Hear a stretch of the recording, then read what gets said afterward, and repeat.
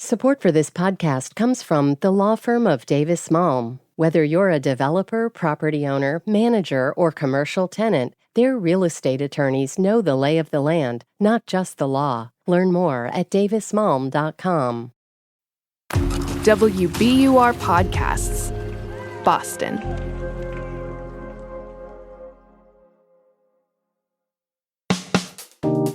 I'm Daryl C. Murphy, and you're listening to The Common.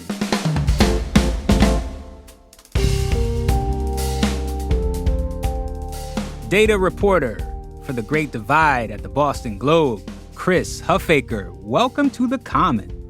Thank you so much for having me. I'm a longtime listener, first-time appearance, so it's very exciting to be here. Look at this. This is wonderful. I love it. Yeah, me too. Well, Chris, we had to have you on because you have a very interesting story.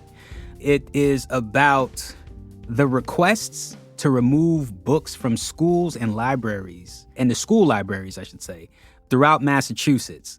You found that nearly 70 different books were challenged in schools by parents, residents, and others over the last 5 years.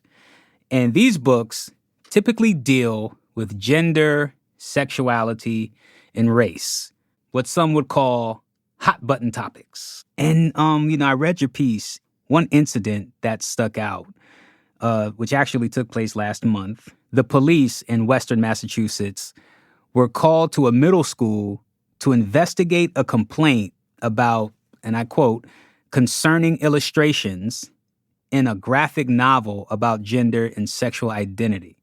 I want to start here with this incident. Is this a typical scenario in Massachusetts school districts when it comes to certain books? It is in some ways typical in that the book that was challenged is frequently challenged. And for the same sort of reasons, the language of the complaint is common. It's Gender Queer by Maya Kobabe. It's a graphic memoir, like you said. Okay. But it is the only case I know of where the response was to call the police about it. Okay. Now let's zoom out because you looked at all 291 state school districts for this story. Yeah. What else did you learn about how Massachusetts districts handle book challenges and things related to that? Yeah, so just to clarify, we're looking just at the traditional public school districts. So not charter school districts, which are all also public, and also not like the regional vocational technical schools. What we found, like you said, some 70 books, dozens of districts said they had gotten some sort of challenge. We did a mix of a survey and public records requests. A lot of the books are books that deal with race, gender, sexuality, very much the same sort of books that have been targeted by book banning campaigns around the country. We've heard a lot about what's happening in Florida or Texas, other areas. There's multiple districts have removed old children's books with racist imagery. So we've seen Tintin books and Dr. Seuss books have been taken out of school libraries. And then there's a category of complaint that, best we can tell, it is, parents were like, this is really violent and my kid is young and maybe they shouldn't be reading this. How does someone challenge a book in the first place? What's the process there? Yeah, there's a variety of ways. A lot of these districts have a formal process. Some of those processes are decades old. Some of them they put in place in the last few years in response to this recent wave of, attempted challenges where you have to, submit a formal form that says, this is the book. This is why I want it removed. This is my connection. But we also got a lot of, just a parent emailed their kid's teacher and said, I'm concerned about this. Or they, called the superintendent and said, I'm concerned about this. And what happens if someone challenges a book and they're successful? What does the district do then? A lot of them, this process, they'll go to a review committee that maybe has a school leader, a couple teachers, maybe a librarian, maybe a community member. They'll consider what was the book supposed to do? What's the complaint? Is it reasonable? And then probably the superintendent gets final say. We found 10 districts that have done some sort of restriction. And there's, I think, 3 main categories. There's a handful where they were like, we're taking this book out of our libraries. There's a couple where there were, for these books, you need to get parental permission to check it out or to assign it. And then there's a bunch where, and this is maybe more familiar, it's just we're going to shelve it for older kids. So maybe we have a library that is shared by the elementary school and the middle school, we're going to put in the middle school. How have you seen communities respond to books being challenged in their school districts? In the wake of this story, which came out last week, there have been a couple districts that are mentioning it where there's been some talk in those districts. And actually, one of them, since we published, has decided we're going to put that book back on the shelves because there has been such an uproar in the community with students, with parents, with other community members about this book being removed. This is a collection of poems called Woke, A Young Poet's Call to Justice in North Attleboro. Early this week, the superintendent said, we're going to put it back on the shelves. We've heard how you feel about us having removed this book. So with that, did you talk to any administrators or teachers or anyone else connected to this issue to kind of get a sense of how they were observing these requests? Yeah. So one person I talked to was Andrea Fiorillo at the Mass Library Association. She's the co-chair of their Intellectual Freedom Committee. And she has done a lot of looking at the public library side of this. She talked about when you're a librarian, you are trained so much in intellectual freedom is important, access to books, anti-censorship. But when it's a school district, the person making the decision is not always going to be a librarian. It might be a superintendent or a school committee who have a bunch of other things they're dealing with. They have conflicting interests. They're like, maybe, I just don't want to deal with this problem and it's not the main part of my job. So I'm just going to move on. Most of the time, based on the records we've gotten, they do a polite but firm, no, we're not getting rid of that book. If you want to talk to your kid about it, talk to your kid about it. But we respect the educational training of our teacher, our librarian, and we think it's right to have this book. But, Fiorillo was saying that the risk for school districts is, that they aren't coming necessarily from that same perspective that a librarian is.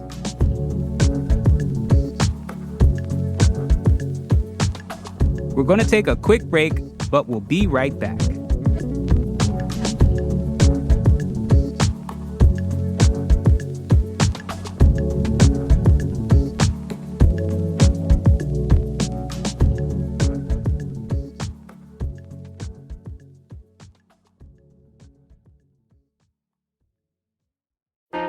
Politics has never been stranger or more online, which is why the politics team at Wired is making a new show, Wired Politics Lab. It's all about how to navigate the endless stream of news and information and what to look out for. Each week on the show, we'll dig into far-right platforms, AI chatbots, influencer campaigns, and so much more. Wired Politics Lab launches Thursday, April 11th. Follow the show wherever you get your podcasts.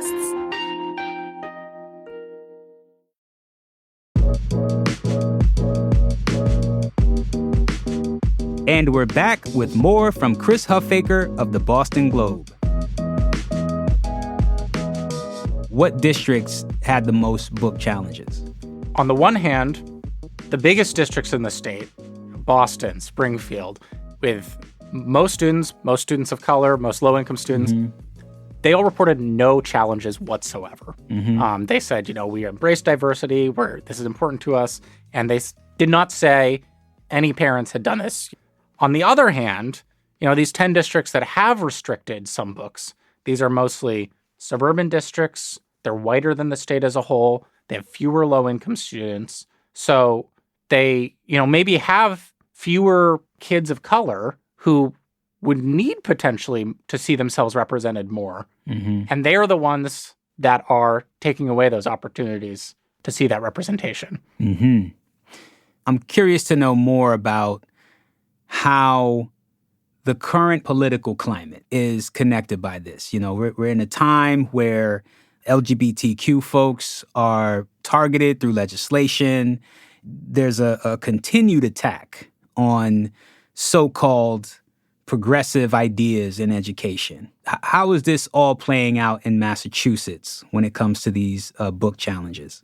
Yeah, you're 100%, I think, right in pointing to that nationally LGBTQ people are under more pressure maybe than they've been in a few years. And there's a kind of a national political movement. There's a backlash, say, to progressive ideas.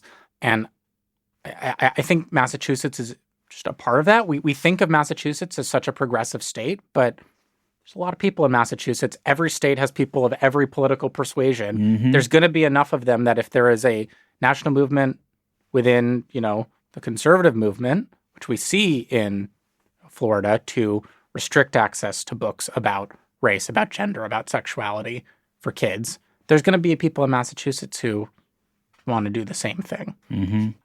And make those efforts to do that. I think where Massachusetts differs, because of the overall politics of the state, is how the state responds to that. And so whereas, in Florida, they have passed legislation that makes it easier to get rid of books or even, effectively bans books about, that teach students about race and racism or about gender and sexuality. In Massachusetts, the legislature is considering legislation to do the opposite and make it harder to get books removed from schools. There's a particular bill that they're discussing that, to Furiello's point, would make school librarians and teachers the arbiters of whether, to keep books based on their expertise as librarians and teachers, not based on any personal or political views. Right. So one thing that comes to mind as we're having this discussion, especially with the events that happen, just across the river in Harvard, right, is this idea of academic freedom. Can you talk a little bit about that? Yeah, so I spoke to one person who I think maybe can shed light on that some. That's Sonia Douglas. She's a professor at Teachers College at Columbia University who studies race and education. And what she called it to me, she just said, this is un-American to be trying to remove books like this, and clearly politically motivated in terms of what specific types of books are being banned. So it really comes back to, fundamental American values of freedom of speech, freedom of expression, having access to different people's stories. I think it's interesting. She said, this should be an opportunity when you get these challenges and you are a teacher or a school leader. This is an opportunity to jump on that and say, let's talk about this story and why it's important and why we want to tell kids this history or share this expression with them. What are you looking out for in the future as it relates to this issue? This first story is trying to cast a really broad net. Here's basic level what challenges we see everywhere. But that shouldn't be the last story. And there's more reporting to be done in all of these dozens of districts where people have tried to restrict books or have succeeded in it. Already we've seen North Attleboro, there is follow-up reporting. They've reversed the removal already. But I've heard from other local reporters and members of communities in individual towns who say, you found there was this attempt. What more can you tell me? And I say, this is what they've told me, but be great. Learn more about that. Ask the district. Let's see what is driving that, what they've done. And I think this is, an opportunity to dig deeper in all these different towns. And I'd love to see, people do that. Well, Chris, thank you for bringing this to our attention. We really, really appreciate you coming to The Common. And also, thank you for listening. Well, of course. It's a great podcast, an important part of my morning routine.